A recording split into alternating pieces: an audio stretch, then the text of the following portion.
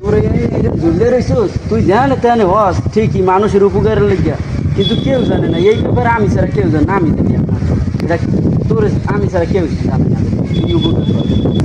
এই তুমি এই পাকিস্তানি গাছটা নিয়ে এত প্রশংসা করতেছো, এটা কি উপকারিতা আছে? আরে ভাই এটা কি পাকিস্তানি গাছ?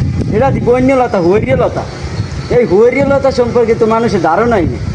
এই হরিয়লতা আমার 40 বছর জীবনে আমি যত পোলাপাইনের মুসলমানি করছি, সব পোলাপাইনের সকালবেলা মুসলমানি করিয়া এই হরিয়লতাটার একটা প্যাঁচ দিয়ে থুয়ে দিছি মাথায়, প্যাঁচটা দিয়া থুয়ে আইছি। বিকেলে দেখি এই পোলা দৌড়াদৌড়ি করে রাস্তাঘাটে। আমি কই কি তুমি কেমন কি করলাম, তোমার দিয়ে সকাল মুসলমানি করলাম। আমার কি মুসলমানি করছেন? 1 ঘন্টা 1.5 ঘন্টা পর দেখি উগাইয়া আগের জায়গায় আগে আমি যেরকম আছি সেইরকম হয়ে গেছি। হ্যাঁ, শুধু আমার ওখানে একটু পরিবর্তন হয়েছে। আরে ভাই আমি এই তো করছি আমি দিয়ে চালাই যাবো, এই দিয়ে আমার চিকিৎসা কেউ বলি না। কিন্তু আমি মানুষের গরুরে খাওয়াই, ছাগলের খাওয়াই, দেখে আমার কজ্জাটা ফাইটে যায়। আমি এখানে সেখানে পাই না পাতা, আর আজকে দেখি এখানে এসে ঝুলে রয়েছে। আহারে আহারে আল্লাহ, কি বলবো আমি।